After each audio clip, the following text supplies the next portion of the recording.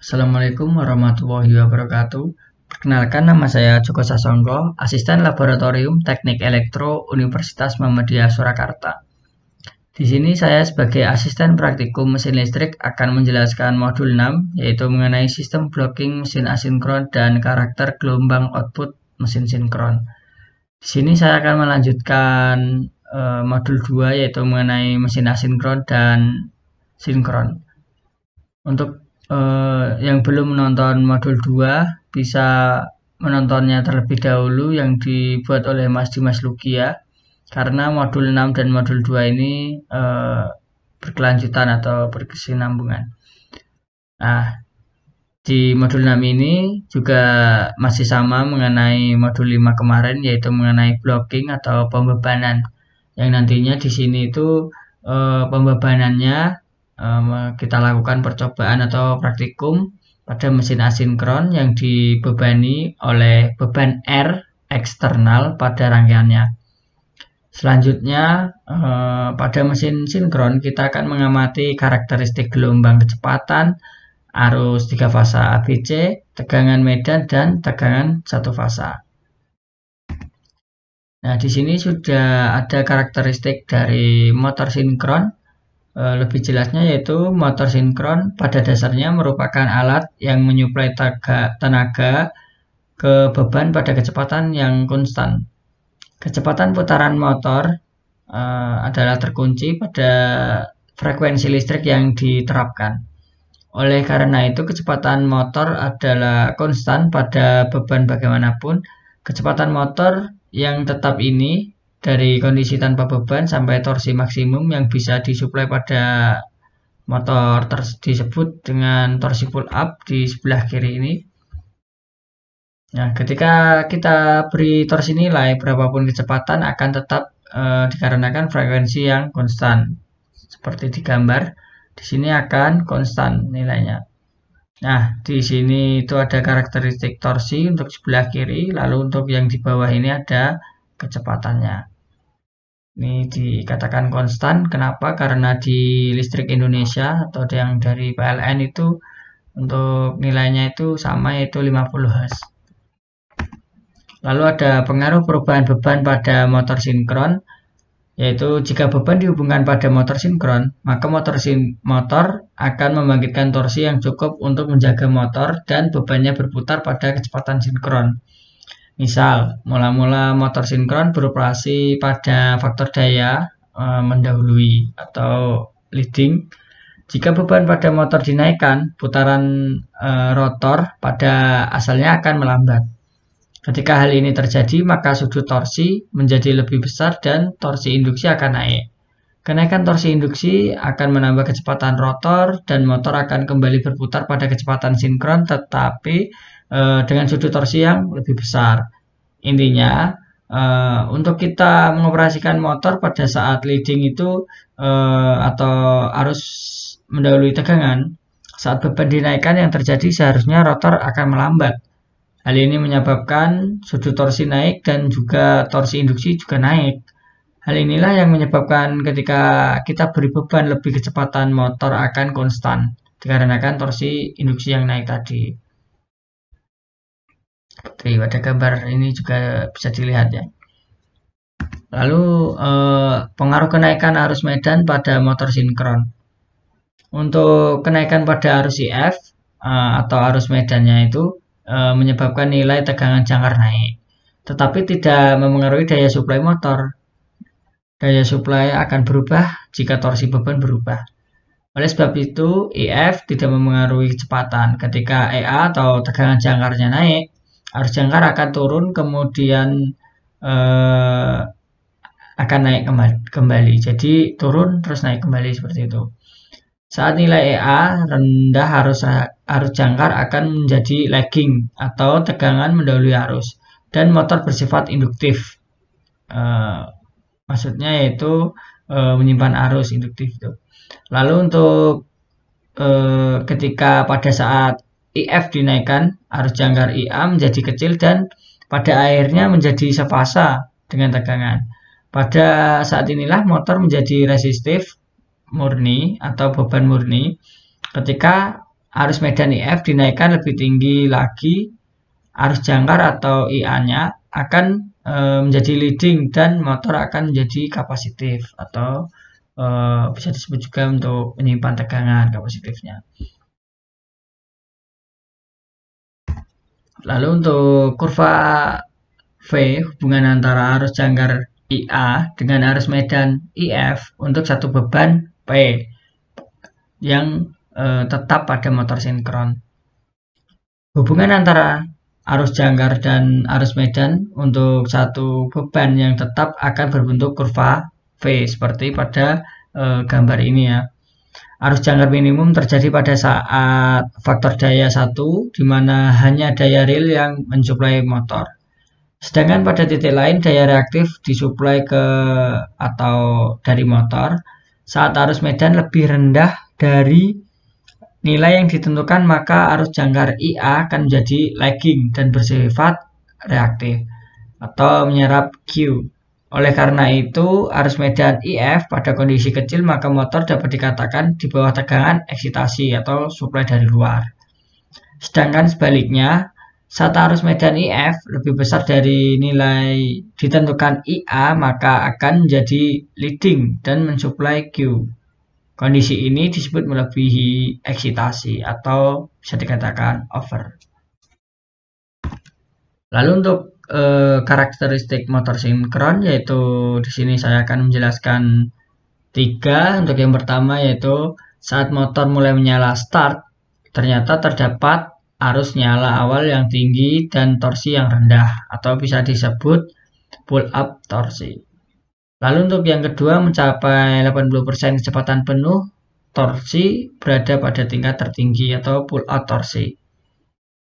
Lalu untuk di sini ya pull up torsinya ini 80. Lalu untuk yang ketiga pada kecepatan penuh atau kecepatan sinkron, arus torsi dan stator turun ke 0. Nah, langsung di sini ke bisa dipahami untuk gambarnya, bisa dilihat juga di modul. Lalu untuk hubungan antara torsi dan slip motor induksi pada kecepatan hipersinkron atau kecepatan melebihi kecepatan sinkron, slipnya negatif biasanya kecil. Mesin beroperasi sebagai generator induksi dengan torsi bekerja dengan arah yang berlawanan dengan putaran medan putar. Selanjutnya beban mekanik dipasang pada poros sehingga putaran motor rotor makin lambat. Slip naik, GGL rotor naik, besar maupun frekuensinya. Lalu menghasilkan arus dan torsi yang lebih besar juga. Jika motor induksi diputar berlawanan dengan arah putaran medan putar, maka masih akan dihasilkan torsi yang bertindak sebagai rem dan terjadi penyerapan tenaga mekanik. Misalnya, mesin dalam keadaan berputar dengan slip S, kemudian arah medan putar tiba-tiba dibalik, maka akan terjadi rotor mempunyai slip atau 2 strip S. Kecepatan turun menjadi 0 dan dapat dibawa ke kondisi standstill. Cara ini adalah cara pengereman motor disebut dengan plugging. Bisa diperhatikan untuk gambar grafiknya. Lalu untuk selanjutnya ada rangkaian. Untuk rangkaiannya sendiri yaitu yang pertama ada motor sinkron. Untuk rangkaian di sini ada rangkaian dasar dari rangkaian motor sinkron yang nantinya kita akan kita konversi ke MATLAB. Untuk ini dari tegangan akan masuk ke impedasi sinkron atau ZS, lalu menjadi arus jangkar, lalu menghasilkan GGL balik.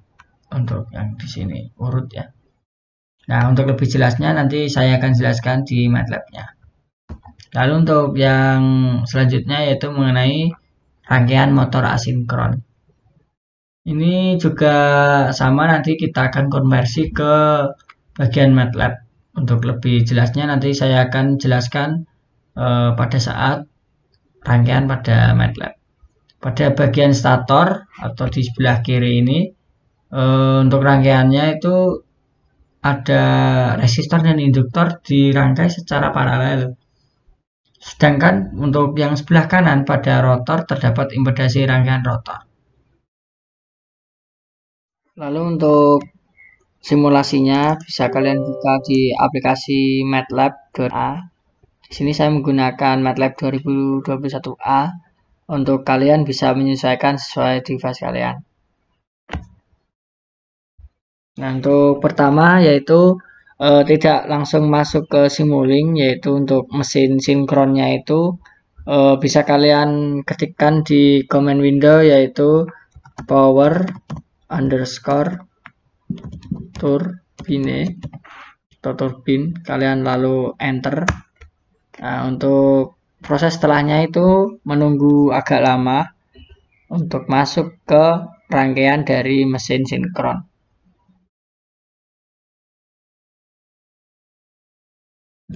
Nah, untuk tampilan awal itu nanti akan seperti ini di mesin sinkronnya.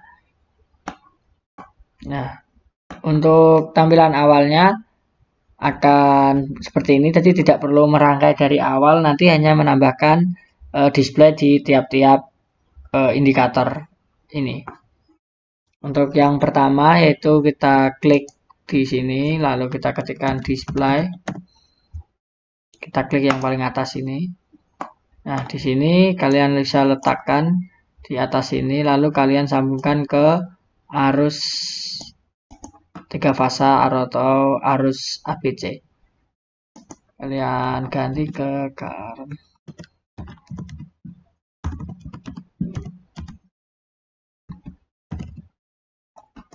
Nah, untuk current ABC ini karena ABC yaitu 3 kotak, membutuhkan 3 kotak, kalian geser turunkan ke bawah seperti ini, nanti akan muncul 3 kotak setelah di run. Lalu untuk selanjutnya di kecepatan itu juga ditambahkan display.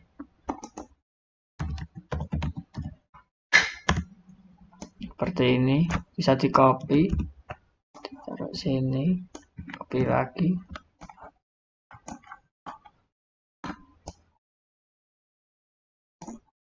Nah, seperti ini. Ini kalian isi kecepatan.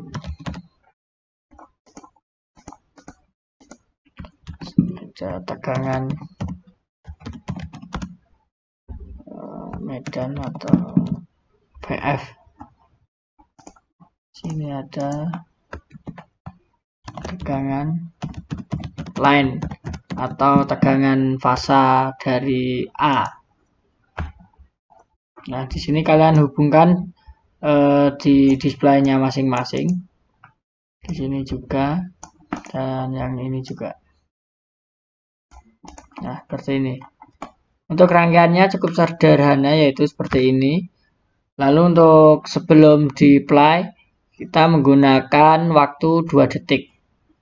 Untuk di satuan displaynya ini nanti menggunakan PU, yaitu per unit system. Untuk satuan PU ini sudah dibahas oleh Pak Umar di teori perkuliahan, yaitu pada mata kuliah sistem tenaga, analisis sistem tenaga. Oke, bisa saya langsung run.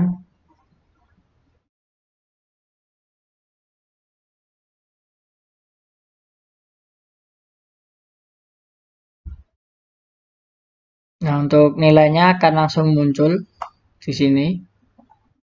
Nah, di sini berubah-ubah nanti akan berhenti pada di detik kedua. Nah, seperti ini sudah berhenti, berarti sudah mencapai di detik kedua. Nah, untuk tadi karena kalau dikecilkan nanti hanya kelihatan yang atas saja. Tapi kalau ditarik ke bawah nanti akan terlihat current ABC-nya. Seperti itu. Nah, untuk sebelum ke displaynya ini saya jelaskan dulu. Untuk yang di sini ada sumber tegangan AC 10.000 MVA 230 kV. Lalu di sini juga ada 3 fasa fault atau untuk menganalisis gangguan dari 3 fasanya. Di sini ada grounding primer atau setelah sumber.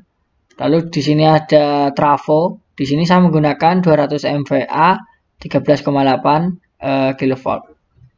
Lalu di sini ada grounding sekunder diletakkan setelah trafonya. Lalu di sini yaitu mesinnya yaitu mesin asinkron. Di sini saya menggunakan 200 MVA 13,8 kV. Untuk nantinya kalian bisa menggunakan sesuai perintah di format laporan. Jika NIM-nya ganjil menggunakan berapa, NIM-nya genap menggunakan berapa. NIM paling akhir ya, NIM akhir ganjil, NIM akhir genap. Seperti itu. Untuk spesifikasi mesinnya bisa diklik 2 kali. Lalu untuk percobaan saya menggunakan no. Nah, untuk menggantinya di sesuai NIM di ganjil ataupun genap, ini di preset model ini kalian cari, semisal di format seperti ini.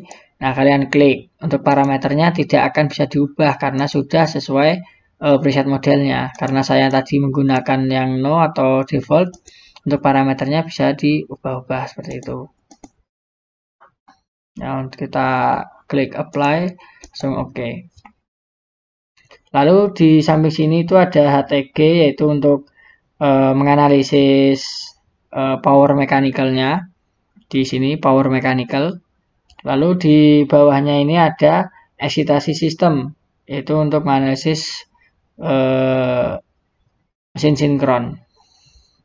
Lalu di sini ada M mechanical, lalu ABC yaitu 3 fasa atau fasa A, B, dan C. Tidak menggunakan RST, kalau dulu-dulu itu menggunakan simbol RST seperti itu.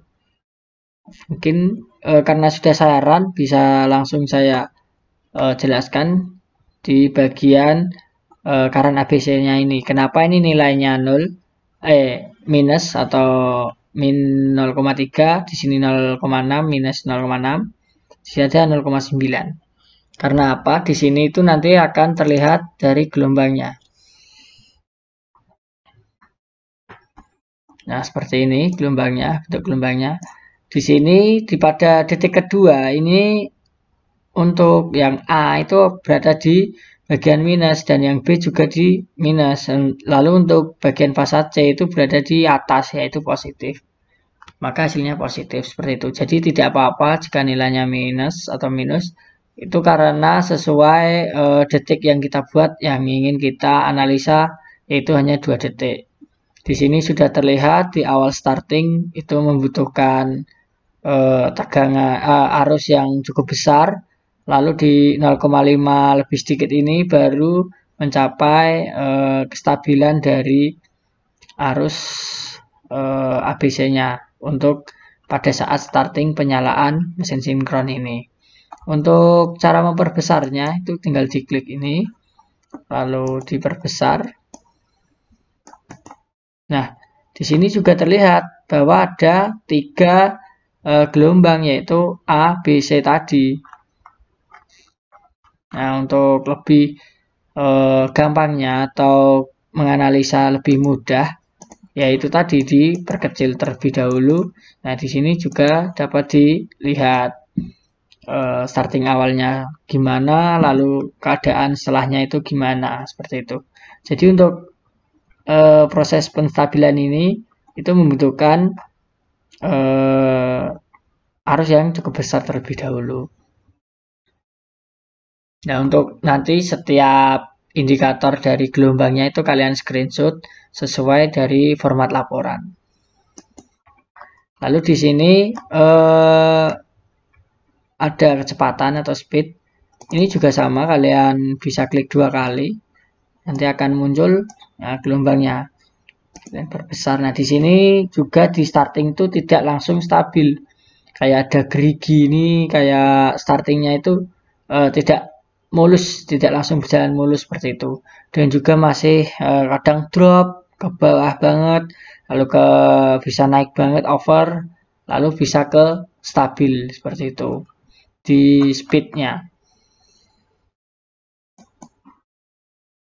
Nah, ini diperkecil sudah terlihat begitu jelas. Untuk nilainya yaitu 1,002 atau bisa dikatakan 1 ya. Untuk satuannya ini semua menggunakan satuan PU seperti yang saya jelaskan tadi, yaitu per unit system.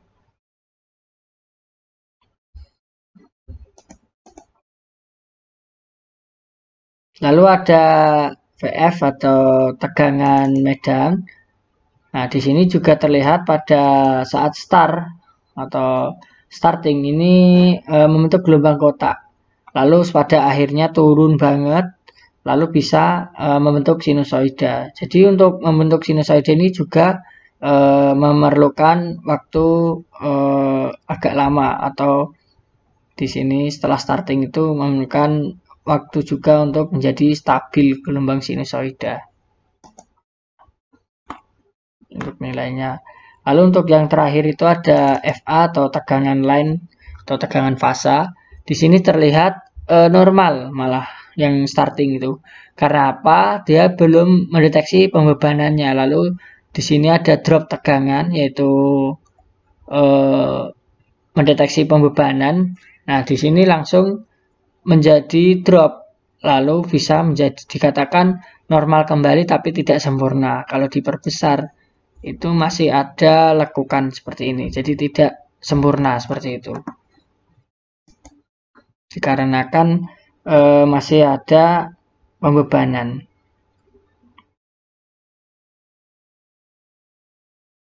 Mungkin dari rangkaian mesin sinkron itu seperti ini. Jika masih ada yang kurang paham bisa ditanyakan pada saat video conference. Saya cukupkan karena tadi sudah di-run dan waktunya 2 detik, jadi otomatis ke stop seperti itu. Saya cukupkan, lalu pindah ke mesin asinkron. Untuk mesin asinkron ini sama dengan modul 2, yaitu punya Mas Dimas Lugia. Di sini saya hanya melanjutkan, yaitu mengenai sistem blockingnya. Untuk nantinya yang diamati itu hanya pada bagian torsi. Kalau di sini ada torsi, maka di sini juga harus sama dengan nilainya jika di-apply. Seperti itu untuk cara melihat torsinya. Lalu untuk di sini nanti kita menggunakan bagian R eksternal, yaitu di sini fungsinya untuk pembebanannya. Nah, di sini nanti akan mengamati pengaruh pada kecepatan dan juga daya keluarannya setelah terdapat nilai-nilainya ini. Nantinya kalian disuruh membuat tabel menggunakan Excel seperti itu. Untuk spesifikasinya atau mesin asinkronnya itu seperti ini. Untuk mesinnya itu sudah ada catatan di format laporan maupun di modul. Jadi samakan dulu, jika nanti banyak yang tanya kenapa minus atau kenapa hasilnya nggak sesuai, itu silakan kalian samakan dulu di parameternya dan juga di konfigurasinya seperti itu. Nah, untuk yang percobaan pertama, semisal ini 5. Nah, di sini kan ada nilai dari sumbernya itu sama 380 semua. Nah, di sini ada 30 plus A. A ini diambil yaitu name. Name 1, name akhir ditambah 1. Semisal 8 tambah 1 9. Jika 9 ditambah 1 kan 10. Jika 10 ini maka nilainya 1. Banyak yang tanya padahal di sini sudah dijelaskan. Bagi yang masih sering bertanya mengenai ini bisa dilihat dulu di catatan, pasti sudah ada seperti itu. Nah, semisal ini 30 plus A. A semisal NIM saya 8, berarti tambah 1 9. Di 39. Nah, di 39 ini bisa kalian ganti di sini di eksternal ini. Nah, 39. Seperti itu. Kita klik apply, oke. Langsung kita run.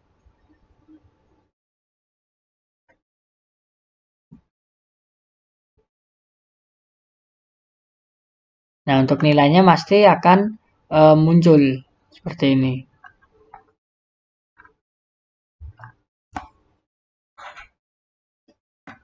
Nah, untuk nilainya dia tidak stabil karena ya di listrik Indonesia memang tidak stabil listriknya itu untuk tegangan ataupun arusnya. Ya bisa kalian tentukan sendiri untuk nilainya, PA berapa, PB berapa, nilai kecepatan berapa, untuk torsi pasti sama. Di sini kalau 5, di sini pasti juga 5 seperti itu. Terus tegangannya berapa, arusnya berapa. Nah, jika sudah, kalian klik stop untuk mengganti R eksternal. Karena kalau tidak di stop itu tidak bisa diklik. Nah, tidak bisa diganti. Seperti itu. Kalau torsi itu bisa. Misal torsinya kan tadi ada yang menggunakan 5, ada yang menggunakan 10. Seperti itu. Ini untuk NIM ganjil dan NIM genap. NIM ganjil dan NIM genap. Seperti itu. Di format laporan nanti ada. Nah, jika untuk ganti torsi itu bisa langsung tanpa di pause ataupun di stop. Nah, lalu untuk ganti R eksternal ini harus di stop terlebih dahulu. Lalu untuk bawahnya yaitu 60 plus A yaitu 68. Ini saya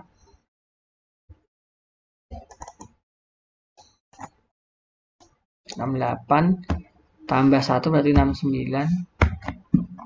Kita klik OK. Lalu kita apply lagi.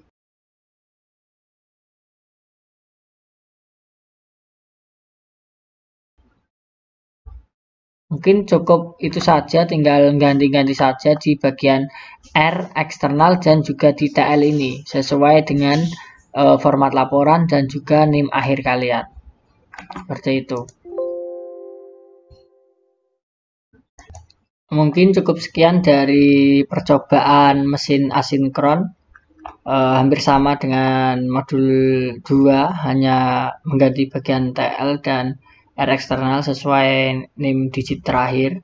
Nah, setelah itu kalian akan saya jelaskan mengenai format laporan. Selanjutnya yaitu mengenai format laporan modul 6, sistem blocking mesin asinkron dan karakter gelombang output mesin sinkron. Di sini seperti biasa ada tanda tangan kalian dan juga nama. Jangan lupa, lalu ada nama, NIM, tanggal praktikum, kelas, A tujuan, B alat dan bahan, C dasar teori. Untuk dasar teori bisa dituliskan mengenai karakteristik sistem blocking mesin sinkron dan asinkron. Lalu untuk yang D ini hasil percobaan, D1 gambar rangkaian sistem, lalu D11 mesin sinkron dan D12 mesin asinkron. Di sini bisa kalian screenshot pada gambar rangkaian modul 6. Atau kalau tidak mau men-screenshot ya kalian gambar tangan juga nggak apa-apa. Lalu untuk D.2 yaitu screenshot Simulink MATLAB. Percobaan kalian nanti untuk datanya sudah ditentukan oleh asisten dan datanya ada di bawah, nanti saya jelaskan. Untuk D21 nya motor mesin sinkron dan D22 motor mesin asinkron. Untuk ini di screenshot mencantumkan wajib mencantumkan nama dan NIM pada gambar screenshot. Untuk yang E ini tabel hasil pengamatan, E1 ini mesin sinkron, E11 tabel hasil pengamatan motor sinkron. Di sini sudah tertera untuk yang NIM akhir ganjil bisa menggunakan yang mesin rating sinkronnya ini 2000 kVA. Lalu untuk yang NIM akhirnya genap bisa menggunakan 2500 kVA. Untuk ini 400 volt dan ini 460 volt. Nah, di sini nanti kalian isi sesuai hasil dari rangkaian mesin sinkronnya, yaitu di power underscore turbine atau turbin seperti itu. Nanti kalian isi untuk satuannya yaitu per unit sistem, per PU ini per unit. Lalu untuk nantinya kalau sudah yaitu ada E12 screenshot gelombang mesin sinkron. Nah, di sini bisa diisi juga, sudah ada keterangannya. Lalu untuk E21 ini speednya itu kalian screenshot di bagian gambar gelombangnya seperti ini. Gambar gelombang dari speed, terus ada arus dari ABC atau kepasannya, terus ada tegangan dari medannya, lalu tegangan dari line atau jalur dari fasa A. Seperti itu. Nah, ini kalian screenshot, kalian tempel di sini. Lalu kalau sudah itu ada E2 motor asinkron. Untuk tabel hasil pengamatan motor asinkron yaitu ada sumbernya ini 380 semua. Lalu untuk torsinya untuk NIM akhir ganjil itu 5. Lalu untuk yang NIM akhirnya genap itu menggunakan 10. Di sini untuk R eksternal atau bebannya jika nilainya 0 ini error, silakan kalian isi 0 pada percobaan simulasi ya. Jika ini juga 0 itu error, silakan isi 0 karena di kehidupan nyata atau di realnya di hardware itu kalau 0 tanpa beban itu harusnya maksimal. Kalau di simulasi itu nggak ada. Maksudnya maksimal itu harusnya sesuai nameplate pada motor semisal 1000 rpm atau 2000 rpm seperti itu. Jika di simulasi tidak muncul di MATLAB saya dan error. Nah, di sini kalian isi 0 aja tidak apa-apa kalau hasilnya 0. Jika sudah ini ada 30 plus A di sini sudah ada ya keterangannya. Silakan kalian cermati dulu, jangan langsung tanya ke asisten. Selalu ini pada menanyakan A itu berapa. A itu NIM akhir terus ditambah 1. Jika 9 gimana? Nah, jika 9 kan tambah 1 10. Nah, ini jika 10 ya yang digunakan hanya 1 saja seperti itu. Lalu untuk catatan ini juga diperhatikan sebelum mengatur ataupun meng-apply dari rangkaiannya silakan disesuaikan dulu ini. Seperti di modul 2 jika sudah menonton pasti paham untuk catatan-catatannya. Seperti itu. Nah, untuk yang tadi, yang ini, dalam mengisi tabel perlu melakukan perhitungan sesuai dengan rumus pada modul 6, yaitu P-in, faktor dayanya, lalu ada P-out, daya keluarannya, lalu ada efisiensi. Nah, di sini nanti kalian disuruh mengisi ataupun menghitung menggunakan Excel. Nah, ini. Nah, di sini kalian nanti NIM ganjil atau genap seperti itu. Nah, ini semisal saya NIM 8, harusnya ini yang saya gunakan yang 5 yang 10 ya, maaf kesalahan. Nah, semisal ini NIM-nya saya ganjil, NIM ganjil berapa, terus untuk torsinya harusnya 10, tapi ini saya contohkan 5, tapi ini hanya contoh apa namanya, bukan real gimana maksudnya, tidak sesuai percobaan saya karena takutnya nanti sama seperti itu. Jadi ini hanya contoh, nilainya hanya data contoh seperti itu. Nah, di sini kalian isi berapa seperti itu, kalian gunakan perhitungan lewat Excel saja, tidak perlu ditulis di laporan untuk perhitungannya, tidak ditulis tangan. Kalian tinggal isikan langsung data ini ke tabel, nanti akan ada hasil-hasilnya seperti rumus-rumusnya ini juga sudah tertera. Jadi untuk menggantinya juga gampang seperti itu. Nah, jika sudah, nanti disuruh membuat grafik, yaitu beban dari eksternal, yaitu ohm, berapa ohm sesuai ketentuan terhadap kecepatan atau RPM. Nah, di sini juga ada kecepatan terhadap keluaran. Jadi menggunakan dua grafik. Nah, kalian buat di Excel juga seperti ini. Nah, ini kan tadi sudah ketemu dari beban eksternalnya atau R eksternal dan juga dari kecepatannya berapa. Nah, ini kalian copy, bisa kalian paste sini, lalu diurutkan biar yang bawah ini R eksternalnya urut ataupun dari yang terbesar ke yang terkecil seperti itu. Nah, setelah itu datanya ini bisa kalian simpulkan sendiri bahwa jika nilai bebannya itu tinggi, maka kecepatannya rendah. Nah, sebaliknya, jika bebannya rendah atau kecil, maka kecepatannya akan tinggi, seperti itu. Sama dengan modul 5 kemarin. Lalu untuk ini kan terhadap beban terhadap kecepatan. Untuk yang satunya lagi yaitu kecepatan terhadap keluaran, yaitu payout. Ini sama, ini kalian di sini tuh kalian copy, ini sama ini. Nah, kalau sudah kalian paste sini, diurutkan dulu biar grafiknya terlihat. Nah, kalian bisa simpulkan sendiri dari grafiknya, yaitu untuk kecepatannya kecil berarti juga pengeluarannya kecil. Untuk kecepatan tinggi berarti pengeluarannya sangat tinggi, seperti itu. Nah, jika sudah kalian screenshot, kalian tempel di sini. Nah, ini ada catatan juga, ada NIM genap dan ganjil tadi. Ini catatan, silahkan diperhatikan. Jangan lupa setiap lembar halaman dikasih tanda tangan dan namanya ya, tanpa filter kalau kan. Lalu untuk G ini yaitu ada analisa, G1 mesin sinkron dan G2-nya blocking motor asinkron. Analisa berupa penjelasan mengenai besaran output mesin dan output gelombang, seperti yang saya jelaskan yang di atas tadi. Lalu untuk yang H ini ada kesimpulan. Nah, kesimpulannya berupa poin-poin. Tidak ada tugasnya, nggak usah kasih tugas, melainkan menggunakan NIM saja di percobaannya masing-masing. Nah, mungkin cukup sekian dari praktikum modul 6, yaitu mengenai sistem blocking mesin asinkron dan karakter gelombang output mesin sinkron. Jika masih ada yang bingung atau ada penyampaian saya yang salah, bisa dikatakan atau bisa disampaikan di Google Conference yang akan datang. Terima kasih. Cukup sekian. Wassalamualaikum warahmatullahi wabarakatuh.